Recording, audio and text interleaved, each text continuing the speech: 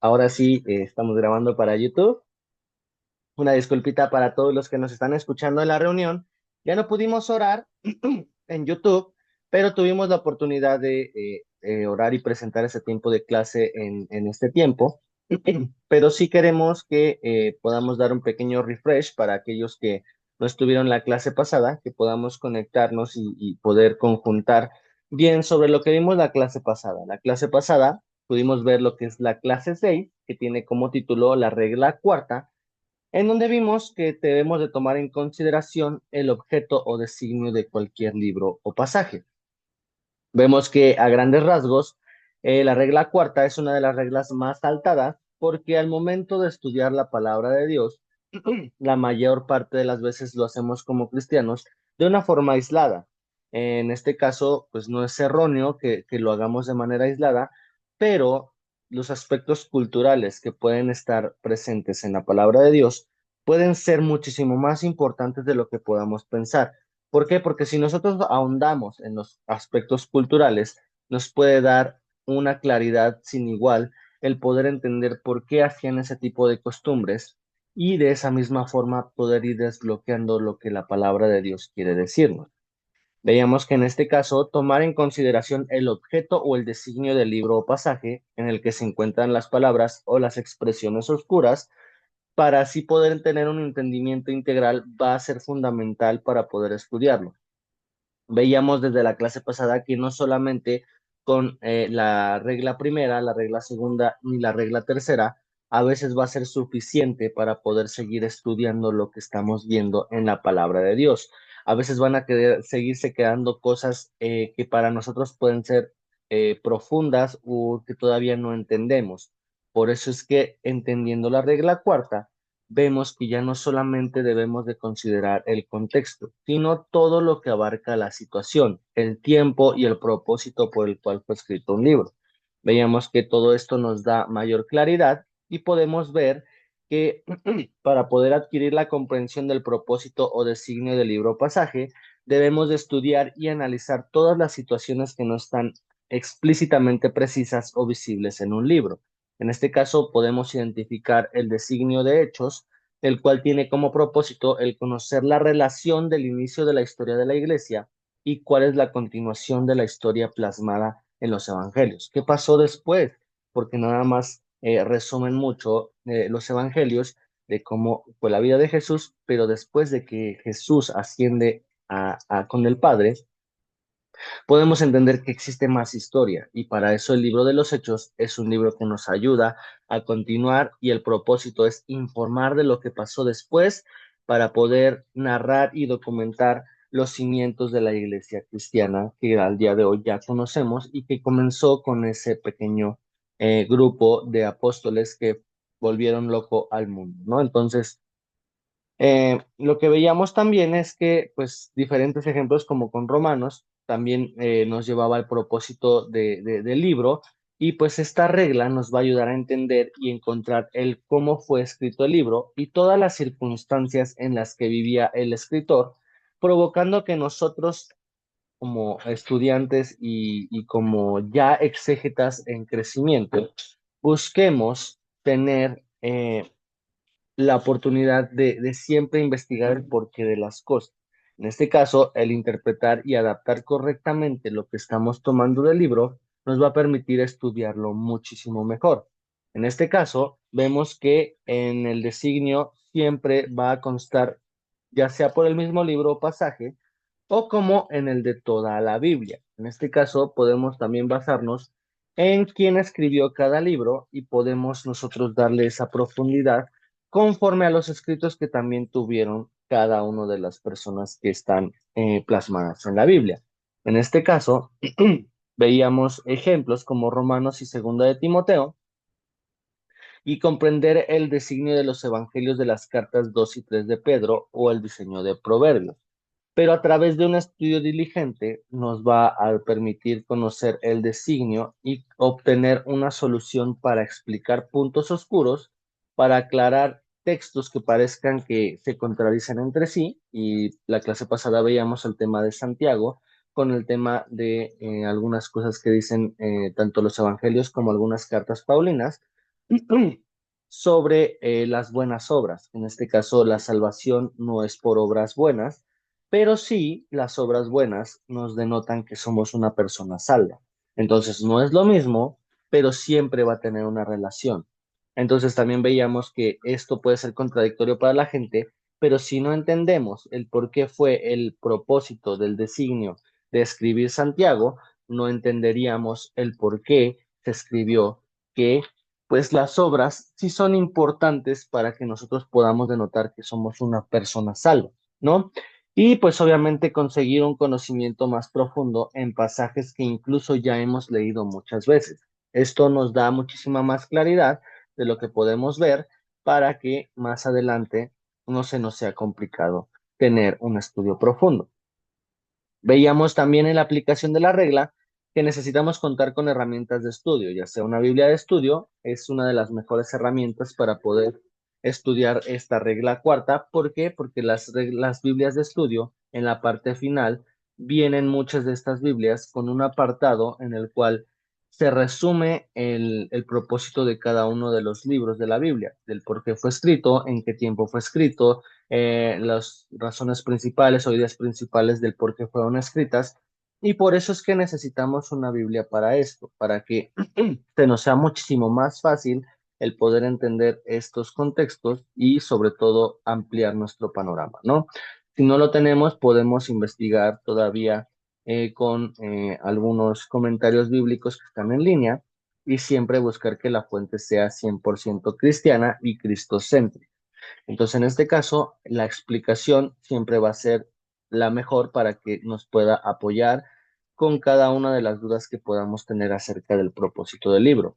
Veíamos también como ejemplo uno las cartas a los Gálatas y a los Colosenses que fueron escritas para poder corregir errores doctrinales que la gente que estaba en aquellos tiempos en la iglesia de Galacia o con los colosenses tenía la oportunidad de que pues volvían a los rudimentos judaizantes y el propósito es recordar que somos salvos por gracia. En este caso, podemos ver en cada una de estas cartas que son cartas muy fuertes de explicar.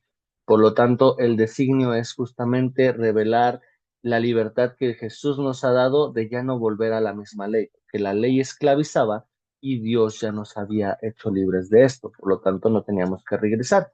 Entonces, en este caso, se explicaba justamente con Gálatas todo lo que aparentemente en todo el libro está oscuro, pero con un propósito específico nos da la oportunidad de saber cuál es la verdad del propósito del libro. No vimos el ejemplo 2, pero si quieren podemos verlo el día de hoy. Compararemos Romanos 3:28 con Santiago 2:24. En este caso, dice que Pablo a los romanos debemos de ver que puede ser que a lo mejor contradice, ¿no? Pero realmente Pablo en Romanos estaba combatiendo a los que creían que el hacer las obras de la ley mosaica como medio de justificación serían salvos. Es lo que les decía hace un momento. Santiago en su carta combate el error de unos desordenados que se contentaban solamente con una fe imaginaria, una fe que no tenía vida y descuidando o rechazando las buenas obras. Pablo trataba la justificación personal de delante de Dios y Santiago se ocupaba por la manera de actuar de los hombres delante de Dios. Por eso es que una vez entendiendo el propósito de por qué Pablo lo hacía con los romanos, ahora entendiendo el tema con Santiago, también podemos aclarar que no se contradice la Biblia, sino que se habla a un tipo de público totalmente diferente. A personas que trataban de hacer la misma ley de Moisés contra personas que se conformaban solamente con hacer buenas obras, cuando solamente por ser salvos ya creían que se le iba a llevar el galardón de tener la vida eterna, cuando no es así. También nuestra actitud y nuestra forma de conducirnos con los demás va a reflejarse con obras buenas y sobre todo con una vida cristiana que le agrade a Dios. Por lo tanto, este es el segundo ejemplo. Pablo habla de una fe puesta en el Señor y no en las obras que hacemos, mientras que Santiago habla de la fe en que se puede vivir diferente al aceptar a Cristo. Como conclusión y como un cierre unificado, podemos decir que nuestra persona se justifica delante de Dios mediante la fe, pero nuestra fe se justifica delante de los hombres por nuestra manera de vivir. Por eso es que el entendimiento y la ayuda del Espíritu Santo siempre va a provocar que nuestro estudio quede completamente claro y apoyado con las reglas que hasta este momento hemos aplicado. Entonces, no sé si ustedes hasta el momento tengan alguna duda sobre la regla cuarta de la hermenéutica. Quisiera que pudieran abrir su micrófono y a lo mejor que me digan, sí, no, no tengo ninguna duda, o algo que ustedes quisieran aportar para ya irnos directamente con lo que es la regla quinta. Los escucho, si gustan.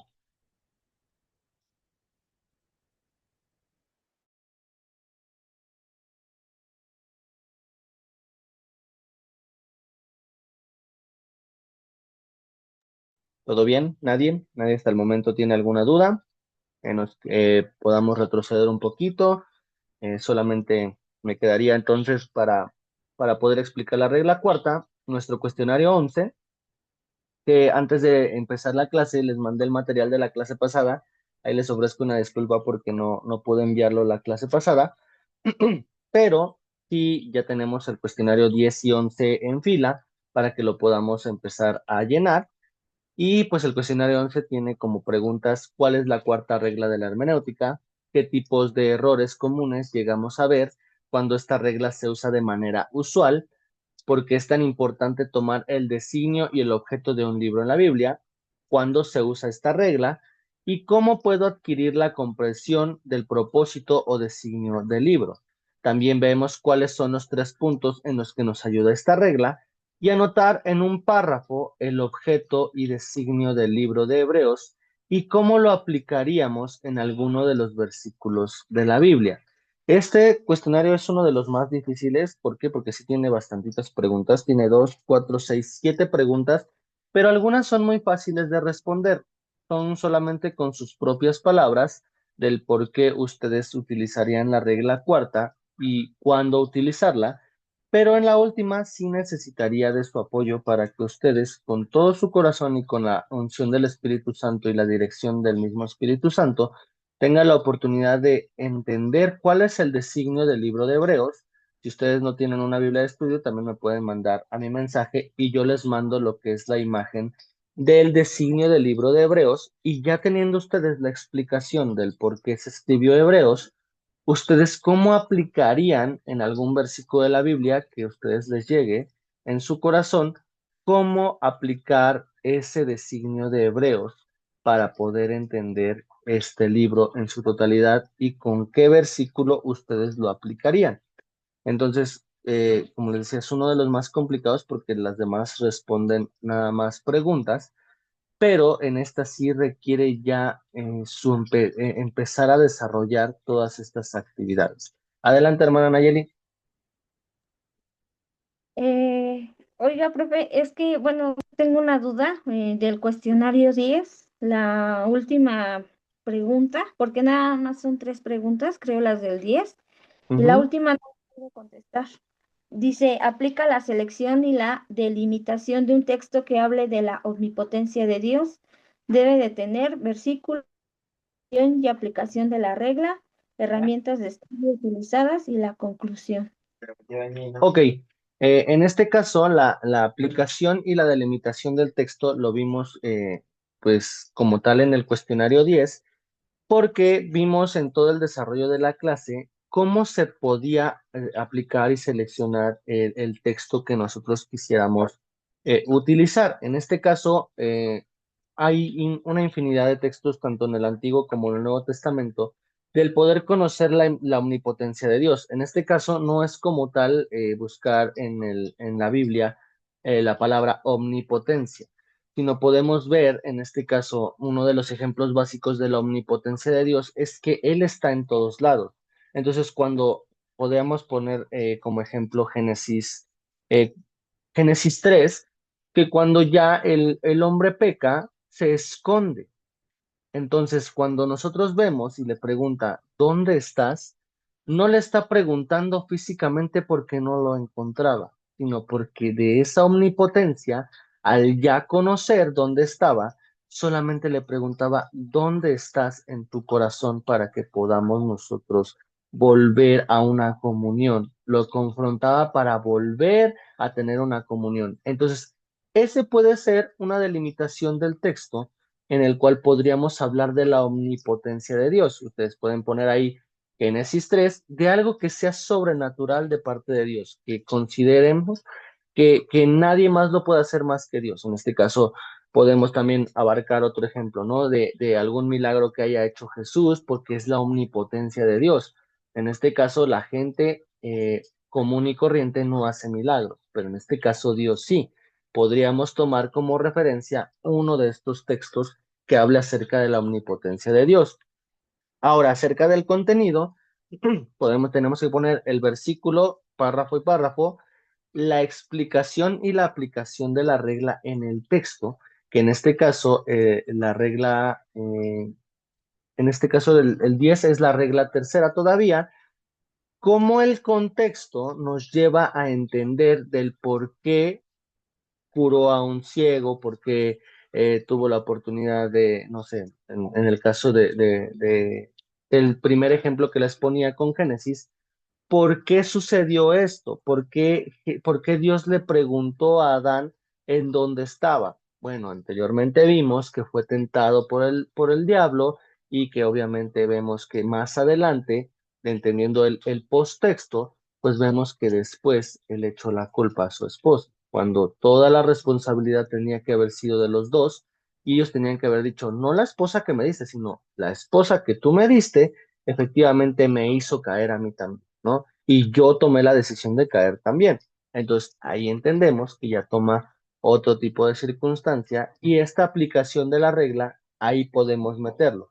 Las herramientas de estudio utilizadas, pues son las herramientas que ustedes tengan a la mano, que son la Biblia de estudio, un diccionario normal, no importa si utilizamos solamente un diccionario. Ahí anotar qué herramientas de estudio utilizamos y nuestra conclusión con nuestras propias palabras, qué es lo que entendimos de este párrafo, porque entendemos que la omnipotencia de Dios es impresionante en este texto que elegimos. Todo lo básico que podemos aprender realmente no es tan complicado. El cuestionario solamente es utilizar el versículo, la explicación de todo lo que entendimos en el texto, las herramientas de estudio utilizadas y conclusión. Aquí, pues solamente requiero que ustedes comiencen a practicar cómo delimitan su texto. Aunque no sea completamente correcta su delimitación, ahí yo les voy a empezar a hacer las observaciones. No tengan miedo de equivocarse y decir, ay, no, es que tengo miedo de poner un texto porque no le entiendo.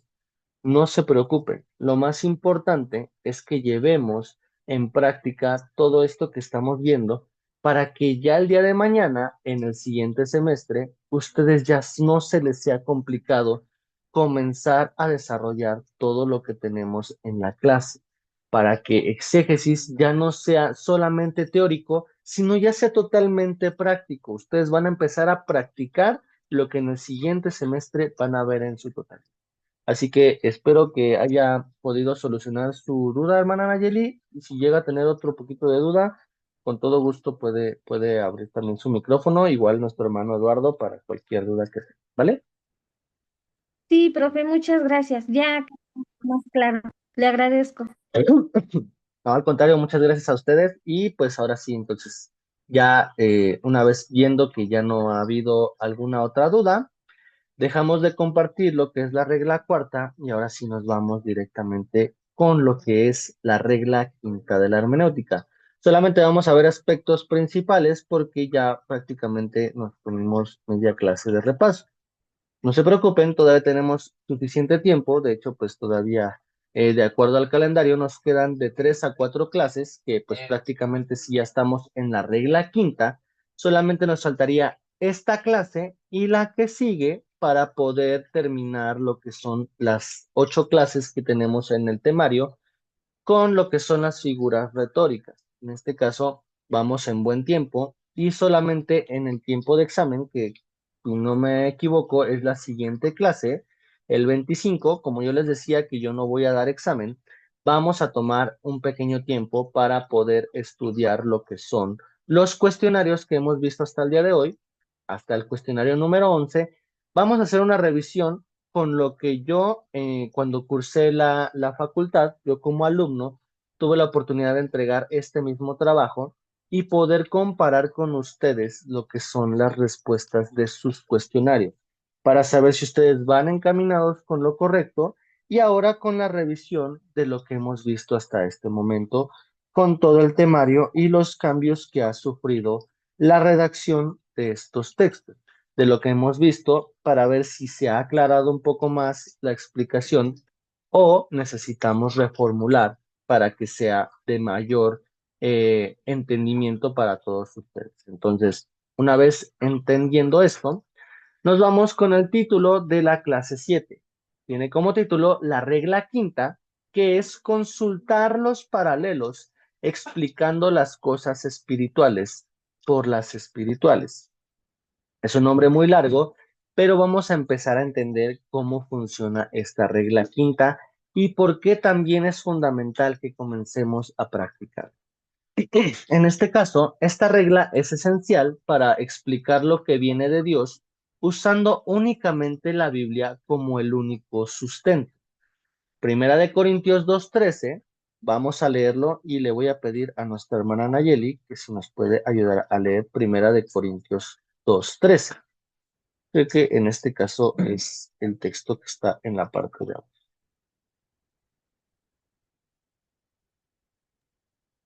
Sí, hermano. Primera de Corintios,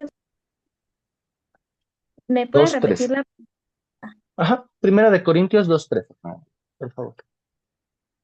Eh, 3 o 13? Perdón, es que se corta un poco mi señal. 2:13. Ah, ok. Amén. Ya la tengo. Adelante, Dice, hermana Nayeli, por favor. la palabra de Dios dice, lo cual también hablamos, no con palabras enseñadas por sabiduría humana, sino con las que enseña el Espíritu, acomodando lo espiritual a lo espiritual. Muchas gracias, hermana Nayeli. Y esto, con el versículo 13, podemos empezar a entender hacia dónde va nuestro estudio, hacia dónde va lo que queremos nosotros aprender con la palabra de Dios. ¿Por qué? Porque dice, todo lo que nosotros hacemos, si nos vamos desde el principio, en el versículo 6 tiene como subtítulo la revelación por el Espíritu de Dios. Entonces, ¿cómo vamos a obtener una revelación bíblica de parte de Dios si no tenemos presente al Espíritu Santo o si no tenemos una comunión con el Espíritu Santo que nos permita conocer acerca de sus designios? Entonces, ya yéndonos de regreso al versículo 13, dice, todas las cosas que podemos nosotros hablar en la palabra, dice que no son palabras enseñadas por sabiduría humana. La sabiduría humana se queda hueca, se queda en una generación, dos, tres, tal vez en cuatro, pero no perdura para siempre. Entonces, son las que enseña el Espíritu, dice, acomodando lo espiritual a lo espiritual. ¿Y por qué solamente se acomoda lo espiritual a lo espiritual? Porque muchas veces nuestras emociones no forman parte de algo espiritual.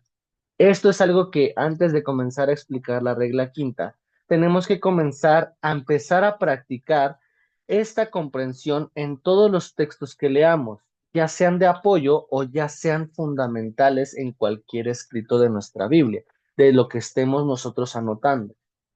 Cualquier texto nos va a dar una iluminación muy grande. ¿Por qué? Porque las cosas espirituales se acomodan en las espirituales porque estamos pidiéndole al Espíritu Santo que solamente sea Él direccionando, para que así toda emoción, todas las cosas que puedan estar abarcando nuestra vida, no sean motivo de estorbo y nos lleven solamente al subjetivismo que nosotros estemos apuntando de acuerdo a nuestra situación. El Espíritu Santo nos va a dar esta revelación para que el sustento, que es la Biblia, nos lleve a esta misma explicación y que no nos contradigamos con cosas que solamente sintamos nosotros de que, ay, el Espíritu Santo me está llevando a predicar el día de mañana. No, cuando en todo tiempo tenemos que predicar con el mismo ejemplo. Ese tipo de cosas que pueden ser como emocionalistas se rompen cuando acomodamos las cosas y dejamos que el Espíritu Santo acomode las cosas de forma espiritual con lo espiritual, para que así se acomoden las cosas y podamos nosotros ver que está obrando el Señor con nosotros. En esta regla se va a utilizar mucho la exégesis intrabíblica, que va a estar en el siguiente semestre con ustedes, ya que debemos de explicar la Biblia con la misma Biblia. Vamos a ver lo que significan los paralelos en la Biblia, lo cual significa que dos o más líneas o superficies que mantienen la misma distancia entre sí lo tengan en todos sus puntos, mantengan su misma distancia entre sí en todos sus puntos. Entonces sean completamente paralelos, que no se unan, sino que siempre lleven la misma línea, sabiendo que lo que estamos leyendo no va a tejiversarse, no va a poderse explicar de una forma diferente porque yo lo entendí diferente, sino al contrario, va a tener una claridad suficiente para que lo que leamos no sea confuso para los demás ni para nosotros mismos. Por pasajes paralelos vamos a entender aquí tres formas. El primero, los que hacen referencia uno del otro, y vámonos directamente con ejemplo. Los que van a hacer solamente referencias uno del otro es Hebreos 10, 37 y 38, con Habacuc 2 del 3 al 4. Le voy a pedir ahora a mi hermano Eduardo que si nos ayuda a leer Hebreos 10, 37 y 38, y nuestra hermana Estercita, Habacuc 2 del 3 al 4. Cuando ustedes lo tengan, pueden abrir su micrófono sin ningún problema, ¿vale? Amén, hermano. Adelante, Hebreos hermano. 10, 30 y... ¿Qué me dijo? 37 y 37 y 38. 38. Ujú. Dice la palabra, porque aún poquito y el que ha de venir vendrá y no tardará. Mas el justo vivirá por fe, y si retrocediere, no agradará a mi alma. Amén. Muchas gracias, hermano Eduardo. Y hermana Estercita tendrá Habacuc 2 del versículo Amén, 3 y 4. Adelante, por amén. favor, hermanita. Amén. Dice,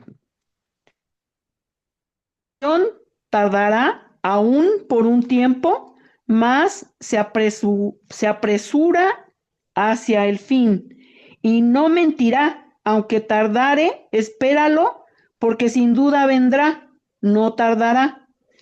He aquí que aquel cuya alma no es recta se enorgullece, mas el justo por su fe vivirá. Amén. Muchas gracias, hermana Estercita.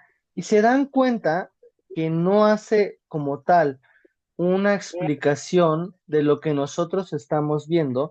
O sea, no dice, según el profeta Habacuc decía esto, ¿no? Por ejemplo, como lo veríamos en Hebreos, ¿no? Porque Hebreos se escribió muchísimo después que Habacuc. Habacuc se escribió incluso antes de que hubieran esos 400 años de silencio entre el pueblo de Israel y pues nuestro Dios, ¿no? Porque pues ya después viene el Salvador, nuestro Mesías, nuestro Señor Jesús, nuestro Dios, sabiendo que después se viene toda esta explicación. Entonces, no dice ni solicita, según Habacuc, o Habacuc dice, no, pues en la carta a los hebreos que más tarde se les va a escribir, dice que la promesa no va a tardar o la visión no tarde por un tiempo. Dicen casi absolutamente lo mismo. Si nosotros nos ponemos a ver, dice Hebreos 10, porque aún un poquito y el que ha de venir vendrá y no tardará, mas el justo vivirá por fe. Y Habacuc nos habla de lo mismo.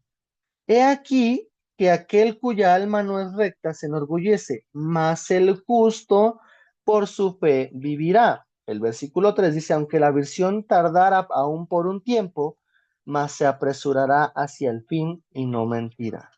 No tardará. En este caso ya se esperaba que algo grande sucediera.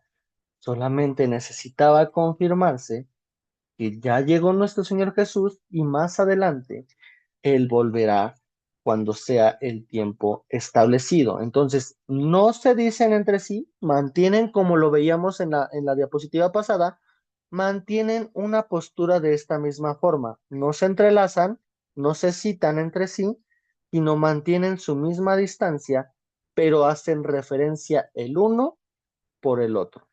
Ese es el primer pasaje paralelo que vamos a ver el día de hoy. El siguiente que vamos a ver, bueno, vienen aquí dos ejemplos más para que ustedes puedan leerlos en sus casitas. Primera de Pedro 2:3 con Salmos 34:8 y Primera de Pedro 2:22 con Isaías 53:9. Entonces, en este caso, en su casa lo pueden ver para que puedan tener la claridad que necesiten ver acerca de estos paralelos. El siguiente paralelo que vamos a ver va a ser los que sí tienen alguna relación entre sí. Este ejemplo va a ser Santiago 5:14 con Marcos 6:13. Vamos a volver ahora sí, y nuestra hermana Georgina nos va a ayudar con Santiago 5:14 y otra vez nuestra hermana Nayeli, Marcos 6:13. ¿Vale? Cuando lo tengan pueden abrir su micrófono sin ningún problema.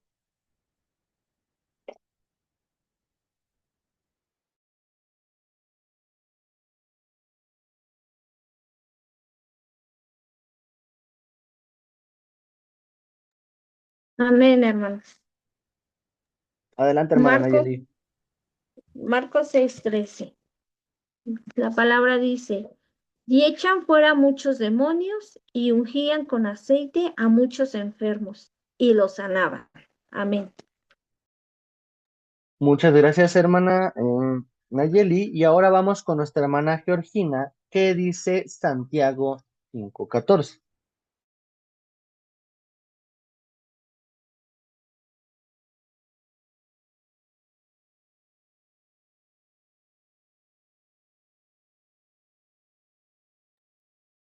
Me dijo 2:14, ¿verdad, maestro? Santiago 5:14. 5:14. Adelante, hermanita, cuando usted guste. Sí, dice, si está alguno enfermo entre vosotros, llame a los ancianos de la iglesia y oren por él, ungiendo con aceite y en el nombre del Señor. Amén. Muchísimas gracias, hermana Georgina. Y entonces lo que vemos es que aquí no se cita de la misma forma como que hace una referencia el uno del otro, sino aquí lo que vemos es que sí tienen una relación entre sí. ¿Por qué? Porque para poder ver que alguien está enfermo, debe de presentarse directamente con lo que estamos viendo. Llame a los ancianos de la iglesia y oren por él, ungiéndole con aceite en el nombre del Señor. Y lo que vemos que está en lo que nos leyó nuestra hermana Nayeli, decía, y echaban fuera muchos demonios y ungían con aceite a muchos enfermos y los sanaban.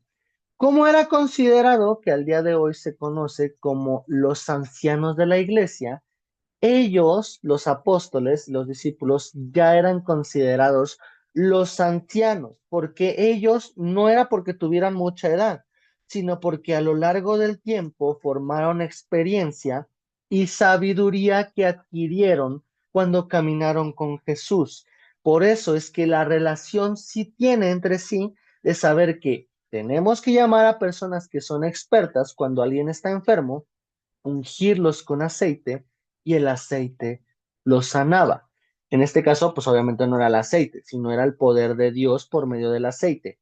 ¿Y por qué utilizaban el aceite? Aquí podemos nosotros ver todas las reglas que hemos aplicado, la podemos agregar al paralelo. ¿Por qué utilizaban aceite en ese tiempo? Porque en ese momento no existía ni la vitacilina, ni el barmisil, ni todas las medicinas que hoy conocemos como antibióticos que pueden quitar las infecciones. Muchos de esos enfermos estaban dolidos por alguna infección de su cuerpo. Y el único que provocaba ese blindaje en su cuerpo era el aceite. Por eso es que al día de hoy debemos de empezar a corroborar qué cosas que vemos en la iglesia se están haciendo solamente porque están escritas en la Biblia o porque entendemos su contexto cultural y solamente lo hacemos al día de hoy con el conocimiento de que Dios, por medio del Espíritu Santo, puede sanar a los enfermos. No necesitamos ungirlos con aceite necesariamente. Sí podemos utilizarlo para poder utilizarlo como en aquel contexto cultural, de que si en algún momento una infección y no hay antibiótico a la mano, podemos ungirlos con aceite, podemos frotarles, podemos untarles aceite para que esa herida sane. Pero lo que tienen que hacer es pedirle al Espíritu Santo que sane directamente su enfermedad y si entra de acuerdo a la voluntad de Dios y a su soberanía, ese enfermo puede quedar sano. Por lo tanto, sí tiene una relación entre sí este texto con el otro. Entonces, este pasaje paralelo que estamos viendo sí tiene alguna relación. Otro de los textos que están relacionados, Apocalipsis 13:1 con Daniel 7:7, para que ustedes también puedan empezarlo a practicar y ustedes puedan comenzar a ver las diferencias en su casa y que esto no nos lleve más tiempo porque me quedan 6 minutos y sí me gustaría seguir adentrándome a la clase para que ya en la clase de repaso que viene ya acabemos lo que son los cuestionarios y dentro de 15 días retomemos esta regla quinta. Por eso quiero aprovechar todos los recursos posibles que podamos ver el día de hoy para que nos queden lo más claros posibles. Vámonos con otro tipo de paralelo, los que tratan de algún modo u otro del mismo asunto. Vámonos con Apocalipsis 1:7 con Zacarías 12:10. En este caso le voy a pedir a nuestro hermano Eduardo Apocalipsis 1:7 y a nuestra hermana Esthercita Zacarías 12:10 para que podamos leerlo. Cuando lo tengan, pueden abrir nuevamente su micrófono para poder leerlo. Amén, hermano. Adelante, mi Dice la hermano, por palabra de favor. Dios. He aquí que viene con las nubes y todo ojo le verá, y los que le traspasaron y todos los harán lamentación por él. Sí, amén. Muchas gracias, hermano Eduardo. Y vámonos con Zacarías 12:10. En este caso, Amén. va a Ujú. explicarse. Adelante, hermana Esthercita, por favor. Amén. Y derramaré sobre la casa de David y sobre los moradores de Jerusalén espíritu de gracia y de oración, y mirarán a mí, a quien traspasaron, y llorarán como se llora por hijo unigénito, afligiéndose por él como quien se aflige por el primogénito. Amén. Muchísimas gracias, hermana Esthercita. Y entonces se dan cuenta la redacción que tiene Zacarías con la redacción que tiene al día de hoy Apocalipsis. Se hablaba de la aflicción como un hijo, porque todavía no les había sido presentado al pueblo de Israel a nuestro Señor Jesús. Zacarías lo escribe muchísimo antes de que sucediera todas estas cosas que pasan en los evangelios. Entonces, es algo maravilloso que se viene a confirmar que el tiempo del fin va a ser cuando todas las naciones de la tierra, cuando se den cuenta de lo que está pasando y que vieron que estuvo escrito, sí van a hacer una lamentación por no haber hecho caso a las palabras de nuestro Señor Jesús que vino a quedarse en la tierra. Entonces, es necesario que lo entendamos y que sí tratan del mismo asunto, pero que fueron escritos en dos tiempos totalmente diferentes. Entonces, si hablan de lo mismo, no hacen como tal una referencia de lo mismo, pero sí tratan del mismo asunto, que en este caso es la segunda venida de nuestro Señor Jesús. Entonces, el pueblo, al haber leído Zacarías en aquel tiempo, pues ellos no entendían de lo que se hablaba. ¿Por qué? Porque pasaron muchísimas más generaciones, pasaron 400 años para que volviera el Mesías a la tierra, para que nuestro Señor Jesús viniera a la tierra, para que nuestro Dios viniera a la tierra y viniera a explicar todo lo que se explicó en el Antiguo Testamento y que quedó como un libro de los profetas y de la ley, sabiendo que todo eso tenía que venir a cumplirlo y que iba a venir a dejar una promesa más grande, de que todo esto iba a acabar para que la revelación, después de que él ascendió y se le fue dado el Espíritu Santo a los apóstoles, en este caso al apóstol Juan, que escribió el Apocalipsis, se le diera la revelación de que no se ha quedado todavía conforme a lo que se había establecido en Zacarías, sino que más adelante la revelación iba a llegar por medio de toda la gente y que todo ojo lo verá y que toda la gente iba a tener una lamentación por haber sacrificado al Hijo de Dios. Entonces, esto de algún modo trata del mismo asunto, pero en diferentes tiempos. Entonces, para seguir entrenando, podemos ver Mateo 28 del 1 al 10 con Marcos 16 del 1 al 8. Tratan de algún modo o del otro del mismo asunto, pero no se relacionan como tal entre sí, ni ni se quedan como tal paralelos, sino sí tratan del mismo asunto, pero no se revuelven, ni se explican, ni se referencian. Entonces, esta regla, la regla quinta, nos va a ayudar, además de aclarar pasajes que pueden ser oscuros, a adquirir conocimientos bíblicos exactos en cuanto a la vida cristiana que estemos viviendo. Toda doctrina que pretenda ser bíblica no podrá ser considerada como tal sin resumir, sin comparar, sin expresar con fidelidad todo lo que se refiera con la palabra de Dios. Hasta aquí me voy a quedar porque aquí ya más adelante vamos a ver cuáles son los tipos de paralelos y cuáles son los paralelos de las palabras. No quiero que se quede incompleta la información y también para poder respetar que son las 12 y tuvimos ya nuestro tiempo de clase, pero sí les voy a pedir por favor que dentro de lo posible ustedes puedan leer los segundos apartados que no leímos de cada uno de estos tipos de paralelos para que les sea más fácil el poder ubicar estos paralelos y ustedes empiecen a practicar leyendo una cosa con la otra. La Biblia de estudio muchas veces nos puede ayudar en esto porque referencia mucho un libro con el otro y podemos hacer comparativas y ver si se relacionan entre sí, si hacen referencia una del otro o si de algún modo o del otro hablan del mismo asunto, para que ustedes comiencen a practicar y como les decía al principio de esta clase, empiecen a desarrollar la exégesis que los va a llevar al siguiente semestre a un estudio ya no tan pesado como hermenéutica, porque aquí hablamos demasiado, pero ahí vamos a empezar a actuar y a desarrollar lo que Dios ha puesto en nuestro corazón. Entonces, me gustaría que podamos orar antes de poder tener este cierre de clase y me gustaría que podamos presentar este tiempo delante de nuestro Dios y si algo quedó como duda, también poderlo presentar delante de nuestro Dios para que Él sea nuevamente abriendo nuestro entendimiento y poder aclarar sus dudas con lo que nos. Que vamos a orar en esta tarde. Mi Señor Jesús, te damos gracias, bendito Espíritu Santo y Padre amado.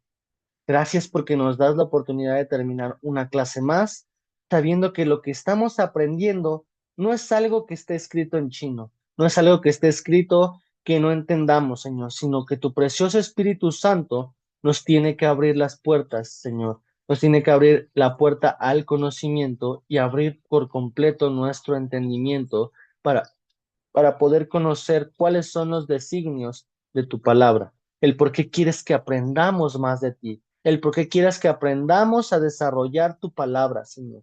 Necesitamos en todo tiempo que tú nos ayudes, que tú nos lleves a más, Señor, y queremos que tu Espíritu Santo siempre nos acompañe a donde quiera que vayamos, Señor. Llévanos siempre a un estudio formal, siempre a un estudio que no nos cause flojera, que no nos cause pesadez, sino al contrario, que sea como dice tu palabra, que sea como miel a nuestros labios, que sea tan deleitoso que podamos seguirlo haciendo y desarrollarlo y sobre todo empezar a practicarlo para que el día de mañana podamos saber que tu palabra es más viva de lo que podamos pensar, Señor, y que todo se relaciona entre sí para que siempre denotemos el mismo resultado, que tu obra poderosa, amado Jesús, siempre va a ser suficiente para poder salvar nuestros pecados, pero también de los pecados de aquellos que están a nuestro alrededor, Señor. Llévanos con bien a donde quiera que vayamos después de esta clase, te entregamos este tiempo, te bendecimos y bendice por favor a mis hermanos que se pudieron conectar, mi hermana Georgina, mi hermana Estercita, mi hermana Nayeli, mi hermano Eduardo, y a todos aquellos que no pudieron conectarse, también bendícelos y permite que esta clase pueda llevarse aquí en YouTube a su conocimiento. Te damos gracias en el nombre de Jesús. Amén y amén. Pues bueno, me despido de ustedes, hermanos, y también de la transmisión en YouTube, sabiendo que cualquier duda que tengan puede ser en los mismos comentarios o en mi WhatsApp personal, ¿vale? Les mando un fuerte Gracias, abrazo, maestro. Dios me los bendiga y nos vemos primeramente Dios la siguiente clase. Que Dios les bendiga, cuídense mucho. Gracias, bendiciones, Bendiciones. bonito fin de Bendiciones, semana. hermano. Bendiciones. Dios le Bye. bendiga. Gracias, profe.